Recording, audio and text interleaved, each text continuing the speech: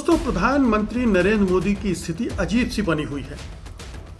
वो ट्रंप से भाग रहे हैं और ट्रंप उनके पीछे दौड़ लगा रहे हैं, उनका पीछा छोड़ नहीं रहे हैं। इसके बावजूद प्रधानमंत्री 56 इंच की छाती वाले वहाँ न जाएं जहाँ ट्रंप हैं, उनसे घबराएं, उनका सामना करने से कतराएं, तो ये बड़ी शर्मनाक बात है। तो ये एक बार फिर से साबित हो गया कि प्रधानमंत्री भगोड़े की तरह व्यवहार कर रहे हैं, डोनाल्ड ट्रंप से घबरा रहे हैं कि कहीं ऐसा ना हो कि डोनाल्ड ट्रंप उनके साथ वैसा ही व्यवहार करने लगे जैसा फरवरी में उन्होंने व्हाइट हाउस में उनके साथ किया था। आपने देखा कि संयुक्त राष्ट्र महासभा का सम्मेलन हुआ, उसमें प्रधानमंत्री मोदी को जाना था, लेकिन उन्होंने जयशंकर को भेज दिया, खुद नहीं गए। क्यों नहीं गए? क्योंकि वहाँ डोनाल्ड ट्रंप हाजिर हैं, प्रधानमंत्री मोदी चुप हैं। अब इसका खंडन, इससे इनकार नहीं किया जा रहा है कि क्या सचमुच में प्रधानमंत्री मोदी ने डोनाल्ड ट्रंप के साथ बातचीत में ये वादा किया है। अगर किया है तो ये एक और प्रधानमंत्री मोदी का सरेंडर है। कुआलालंपुर में प्रधानमंत्री मोदी को जाना चाहिए था, आसियान की बैठक है, वहाँ अमेरिकी राष्ट्रपति डोनाल्ड ट्रंप भी पहुँच रहे हैं। लेकिन जैसे ही ये तय हुआ कि डोनाल्ड ट्रंप वहाँ पहुँच रहे हैं, और ये एक हमारे प्रधानमंत्री की बड़ी कमज़ोरी साबित हो रही है कि अब वो दबाव में आ गए हैं और ये समझौता। दोस्तों, प्रधानमंत्री नरेंद्र मोदी की स्थिति अजीब सी बनी हुई है। वो ट्रंप से भाग रहे हैं और ट्रंप उनके पीछे दौड़ लगा रहे हैं, उनका पीछा छोड़ नहीं रहे हैं। और दोनों ही स्थितियों में प्रधानमंत्री नरेंद्र मोदी की लगातार फजीहत हो रही है। अब दो मुद्दे उभर कर सामने आए हैं। पहला मुद्दा तो ये है कि कुआलालंपुर में प्रधानमंत्री मोदी को जाना चाहिए था, आसियान की बैठक है, वहाँ अमेरिकी राष्ट्रपति डोनाल्ड ट्रंप भी पहुँच रहे हैं। लेकिन जैसे ही ये तय हुआ कि डोनाल्ड ट्रंप वहाँ पहुँच रहे हैं, प्रधानमंत्री मोदी ने बहाना बनाया कि हमारे देश में दिवाली का उत्सव चल रहा है और वो नहीं जा पाएंगे। मलेशिया के प्रधानमंत्री ने जो कारण बताया है प्रधानमंत्री मोदी के वहाँ ना पहुँचने का, वो यही, यानी इधर से उनको ये कारण बताया गया, दिवाली की व्यस्तता। दिवाली की व्यस्तता कितनी है हम सब जानते हैं। प्रधानमंत्री का अंतर्राष्ट्रीय मंचों में जाने का मोह कितना है हम ये भी जानते हैं। लेकिन चूंकि वहाँ डोनाल्ड ट्रंप होंगे, इसलिए प्रधानमंत्री मोदी वहाँ नहीं जा रहे हैं। प्रधानमंत्री मोदी वहाँ नहीं जाएंगे जहाँ डोनाल्ड ट्रंप होंगे। आपने देखा कि संयुक्त राष्ट्र महासभा का सम्मेलन हुआ, उसमें प्रधानमंत्री मोदी को जाना था, लेकिन उन्होंने जयशंकर को भेज दिया, खुद नहीं गए। क्यों नहीं गए? क्योंकि वहाँ डोनाल्ड ट्रंप हाजिर हैं और डोनाल्ड ट्रंप वहाँ पर बार बार ये दोहरा रहे थे कि उन्होंने युद्ध विराम करवाया ऑपरेशन सिंदूर के दौरान, भारत पाकिस्तान के युद्ध के दौरान। फिर हमने देखा कि एक बड़ा आयोजन मिस्र में हुआ, जब गजा को लेकर समिट हुआ, वहाँ पर समझौते को लेकर, और डोनाल्ड ट्रंप ने न्योता प्रधानमंत्री मोदी को भी भेजा, लेकिन प्रधानमंत्री मोदी वहाँ नहीं गए। जबकि यहाँ के भी जो अंतर्राष्ट्रीय मामलों के जानकार हैं, विदेश नीति के विशेषज्ञ हैं, वो सब मानते हैं कि प्रधानमंत्री मोदी को वहाँ जाना चाहिए था। ये ऐसा मौका है जहाँ भारत को अपनी जो छवि है, साख है और जो शक्ति है, वो उसका प्रदर्शन भी करना चाहिए था कि अंतर्राष्ट्रीय मामलों में वो भी सक्रिय है। लेकिन प्रधानमंत्री मोदी वहाँ भी नहीं गए।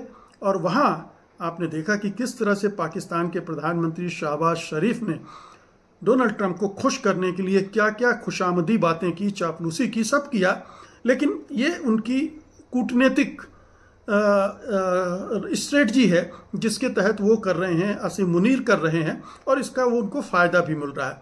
लेकिन प्रधानमंत्री मोदी इस मौके को चूक गए। बेशक वो वहाँ चापलूसी न करते, लेकिन जाना चाहिए था। इतना हमारे प्रधानमंत्री में दमखम होना चाहिए।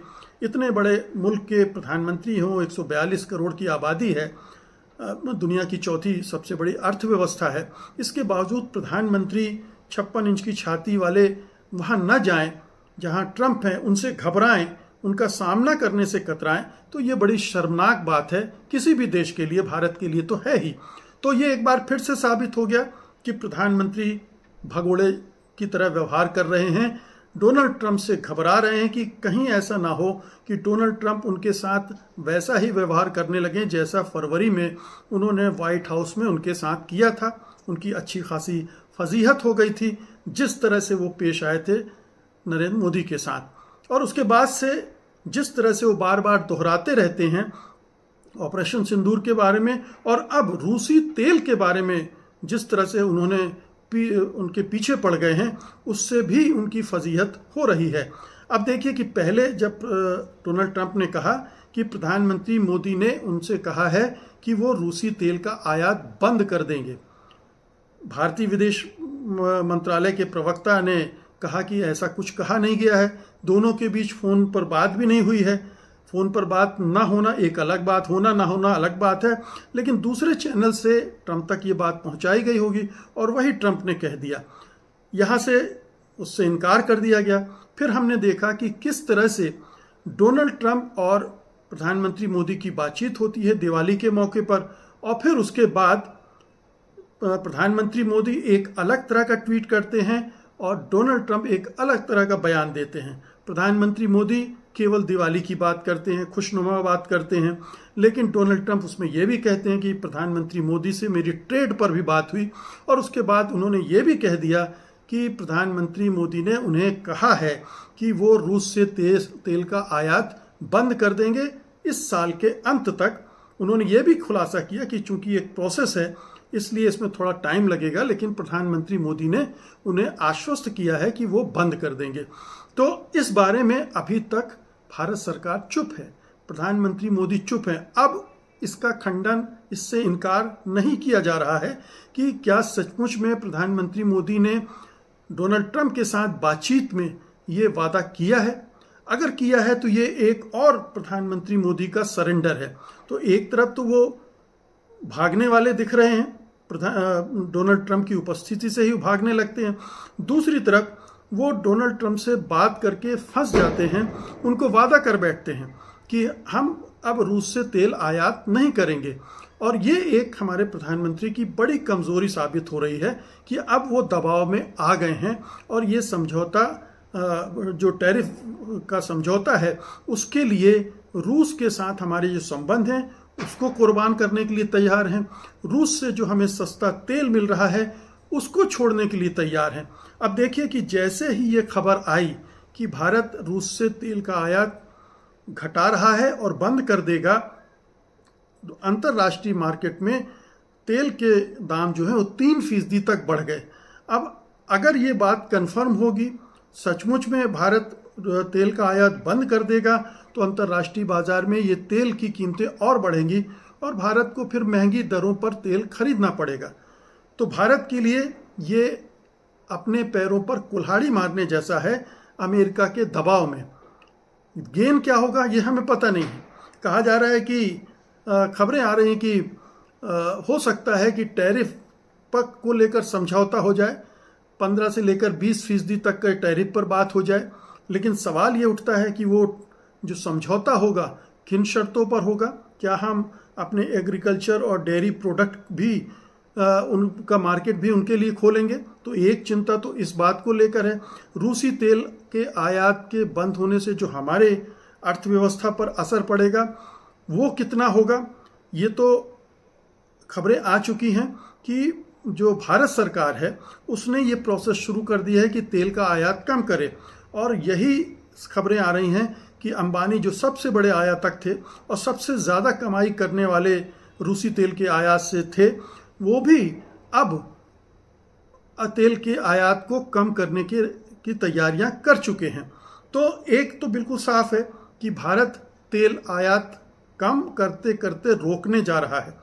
उधर ये भी हुआ है कि अमेरिका ने रूस पर और कड़े प्रतिबंध लगा दिए। वहाँ जो 2 सबसे बड़ी तेल उत्पादक कंपनियां हैं उन पर प्रतिबंध लगा दिया है। ब्रिटेन ने भी प्रतिबंध लगा दिया है। तो अमेरिका और उसके साथी देश रूस को चोक कर देना चाहते, उसकी अर्थव्यवस्था को कमज़ोर कर देना चाहते ताकि वो यूक्रेन वार से पीछे हटे। ये उनकी लड़ाई का एक उद्देश्य है। लेकिन ट्रंप का उद्देश्य दूसरा भी है कि भारत उससे तेल भी खरीदे, चाहे वो महंगा तेल ही क्यों ना हो, लेकिन भारत उससे तेल भी खरीदे। थोड़ा सा तेल खरीदता भी है भारत, लेकिन उसकी मात्रा वो बढ़ाना चाहता है ताकि जो ट्रेड डेफिसिट है वो अमेरिका का जो है वो कम हो भारत के साथ। तो ये तमाम चीज़ें हैं जो हमें बता रही हैं कि किस तरह से डोनाल्ड ट्रंप के सामने एक तरफ मोदी सरेंडर कर रहे हैं, मोदी सरकार सरेंडर कर रहे हैं, हमारी अर्थव्यवस्था को सरेंडर किया जा रहा है उनके कदमों पर।